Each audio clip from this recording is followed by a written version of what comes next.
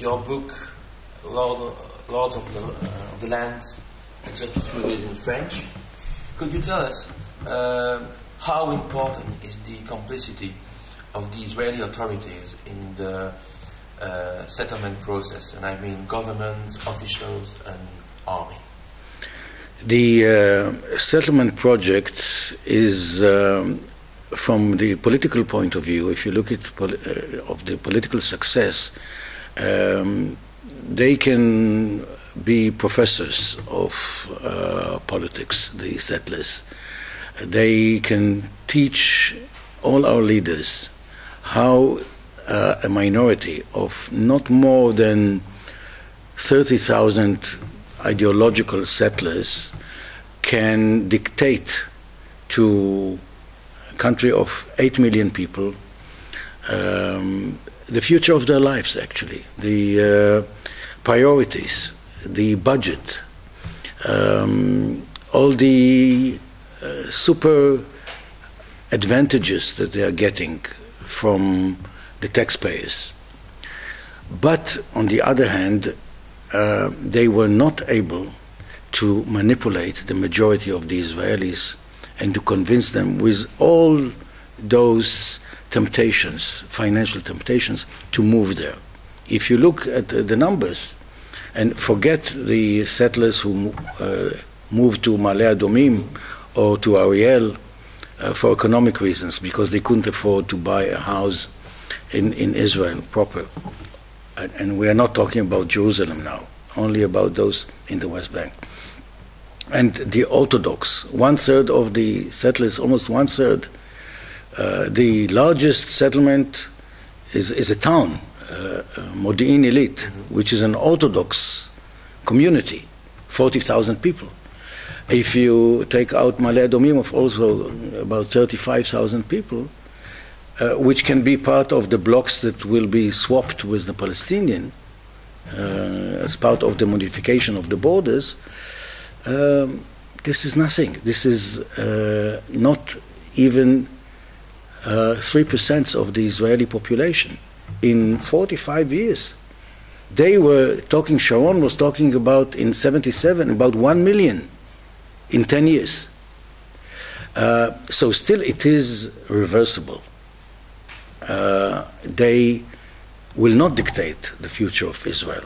They will not dictate to the majority that Israel will be maybe a Jewish state, the kind of Judaism they see. Mm-hmm. It's not my Judaism.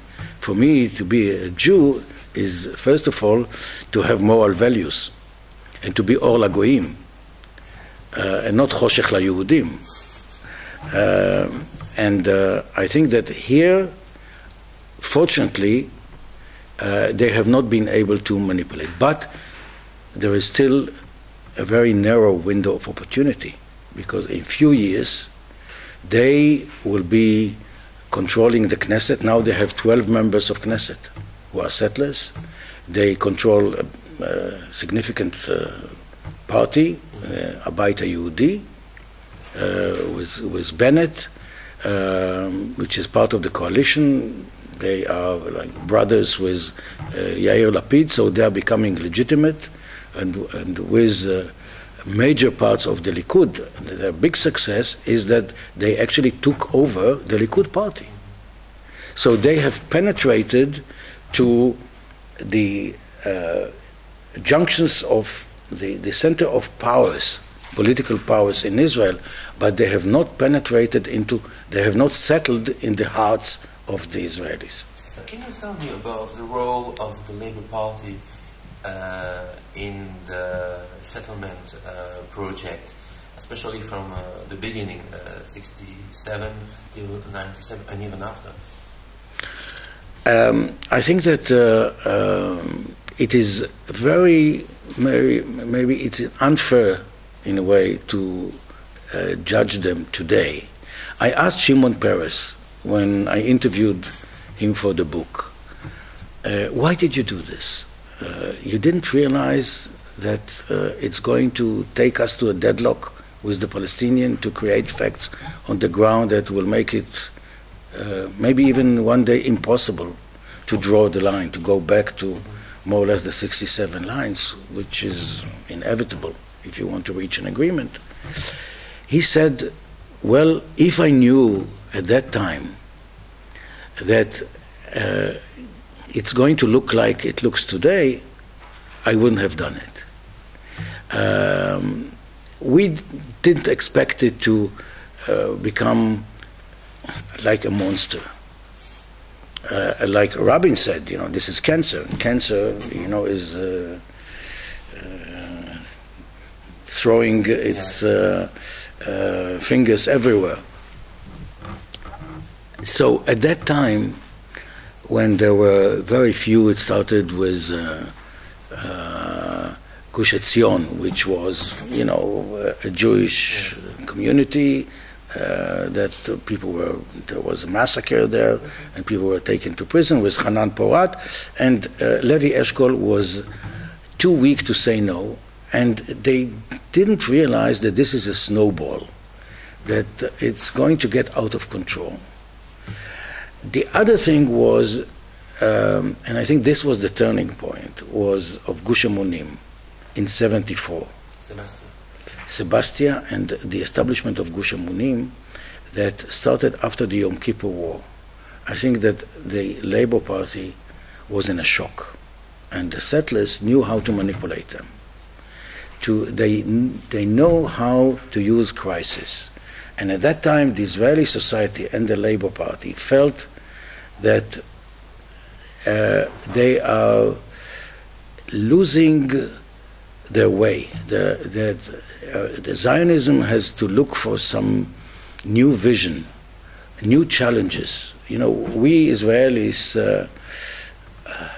don't feel comfortable with normal life. We need challenges always.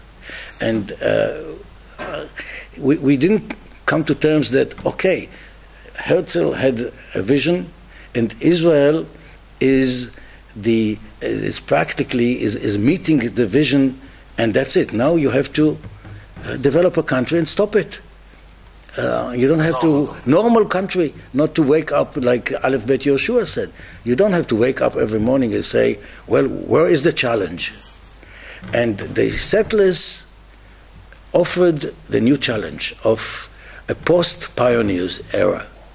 Could you also tell me a little bit about the right wing, which is always presented as people who gave a lot, and still is giving a lot to the settlers movement, but also about their relationship with Menachem Begin, who was the first right-wing prime minister of the state of Israel.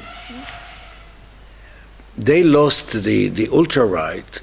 They lost trust in Begin in Yamit when he made the agreement with Egypt, and the price was splitting the Likud, but it was not very traumatic. Geula Cohen, Yuval Ne'eman, they started the Atchiyah movement, but still the Likud remained in power. And Begin, in the view of those people, he was the one to put the precedent of giving all the territories back to Egypt, including Taba. So actually he put the precedent to Syria and to the Palestinians that for peace Israel is willing to withdraw to the international border. Now with the Palestinians it's different because there is no international border. There are Mr. Lines, the 1409 agreement. So you can argue that this is not a permanent border. I think that Begin sacrificed the settlers in Sinai in order to keep the West Bank. And then Sharon sacrificed Gush Katif, again to keep the West Bank under Israeli control, the Israeli authority. You just mentioned Ariel Sharon. Is he the one who has the hugest responsibility in the settlement process or not? I think that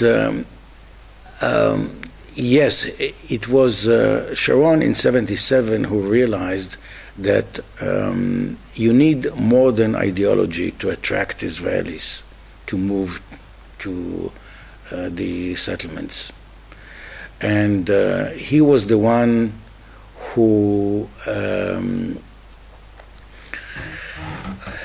offered them the new little communities that were distributed everywhere, not in the blocks, in order to create facts on the ground. And he admitted it to me, that it was made in purpose. He made it in purpose to undermine and deter every future government from going back to the Green Line or to make any territorial compromise. So the idea was to distribute little settlements everywhere instead of the blocks. So this is his responsibility.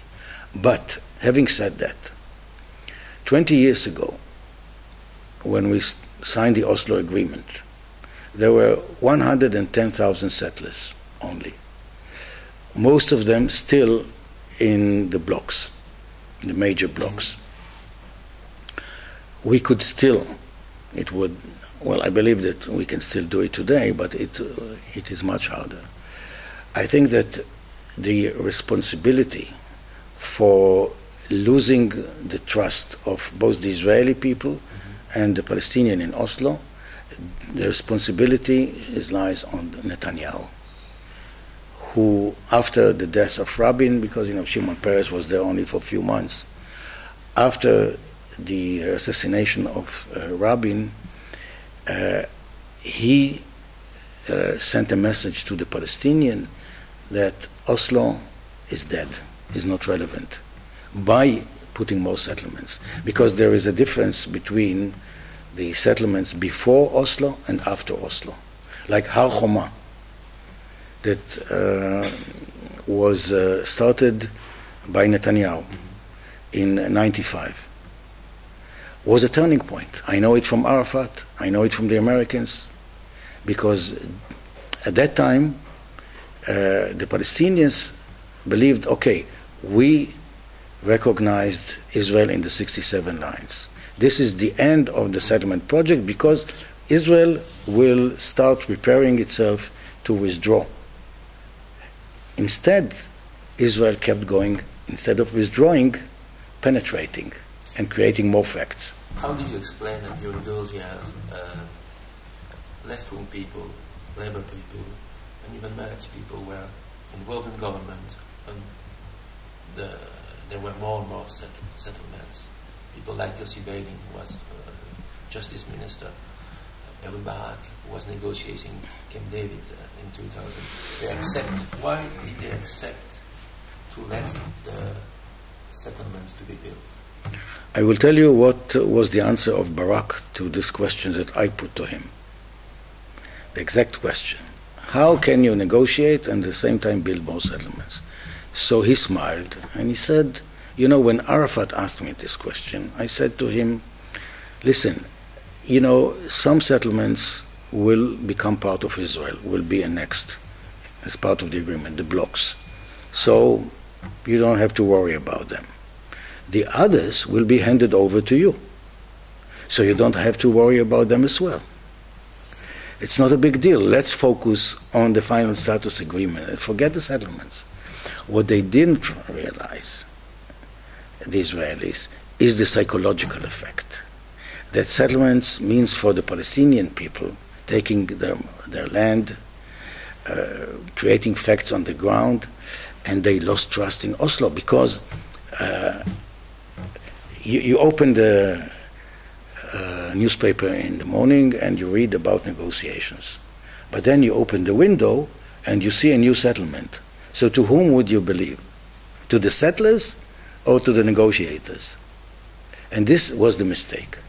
I think that Barak didn't have bad intentions. He didn't pay too much attention to the settlements. He believed that this is a minor issue.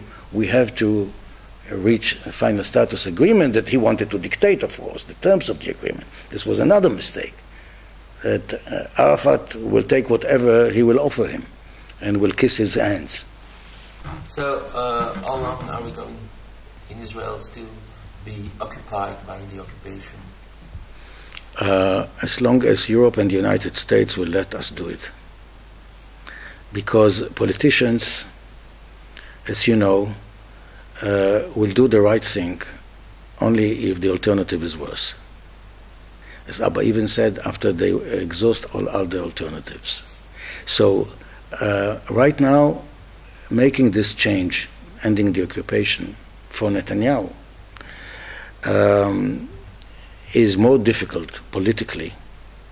The price is higher than the status quo, which is the occupation.